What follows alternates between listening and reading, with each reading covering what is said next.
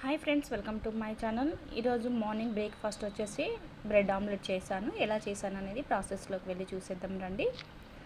First ఒక చిన్న గిన్నె తీసుకుని దాంట్లోకి సన్నగా తరుగుకున్న పచ్చిమిర్చి, ఆనియన్, కొంచెం కొత్తిమీర వేసుకొని, కొంచెం సరిపడా సాల్ట్, కొంచెం కారము, కొంచెం ధనియాల పొడి వేసుకొని అంతా ఒకసారి స్పూన్ తోటి కలుపుకోవాలి. తర్వాత చిటికెడు పసుపు కూడా వేసుకున్నాను. అల్లం వెల్లుల్లి పేస్ట్ కూడా వేసుకొని అంతా ఒకసారి ఈ విధంగా కలుపుకున్న తర్వాత మనం ఎన్ని ఎగ్స్ అయితే అన్ని ఎగ్స్ 2 లేదా 3 ఎన్నైనా పోసుకోవచ్చు. మన బ్రెడ్స్ని బట్టి మనము చేసుకోవచ్చు అనమాట. నేను ఇక్కడ ఒక 2 ఎగ్స్ వరకు తీసుకొని ఈ విధంగా 2 పగలగొట్టుకుని అందులోకి వేసుకొని స్పూన్ తోటి మొత్తం కూడా కలిసేటట్టు మిక్స్ చేసుకోవాలన్నమాట.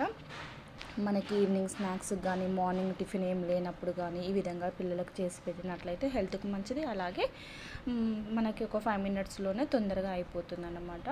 తర్వాత గ్యాస్ ఆన్ చేసుకొని ప్యాన్ పెట్టుకొని మనం చేసుకున్నటువంటి ఆమ్లెట్ ఉంది కదా, అది ఆమ్లెట్ వేసుకోవాలన్నమాట. ఎగ్స్ది వేసుకున్న తర్వాత 2 బ్రెడ్స్ తీసుకొని ఈ విధంగా ఒక వైపుకు పెట్టుకున్న తర్వాత మరొక వైపుకు టర్న్ చేసుకొని నేను ఇక్కడ చీజ్ బ్రెడ్ చేస్తున్నాను. అందుకోసం అని చెప్పేసి నేను ఇక్కడ చీజ్ అనేది ఒకటి వేసుకున్నాను. మీ దగ్గర ఎక్కువ ఉన్నట్లయితే 2 కూడా వేసుకోవచ్చు.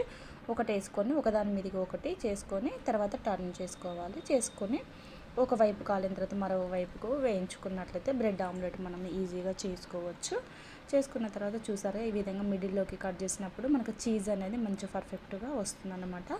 ఇంకా మనం చీజ్ ఎక్కువ కావాలి అనుకుంటే ఇంకొక స్లైస్ వేసుకోవచ్చు అనమాట. సేమ్ అదే ప్రాసెస్లోనే మిగతా బ్రెడ్స్ కూడా వేసుకున్నట్లయితే మనకు చీజ్ బ్రెడ్ అనేది ఈజీగా ప్రిపేర్ చేసుకోవచ్చు. వీడియో నచ్చినట్లయితే ఒక లైక్ చేయండి. అలాగే ప్లీజ్ సబ్స్క్రైబ్ చేసి మన ఛానల్ని సపోర్ట్ చేయండి ఫ్రెండ్స్.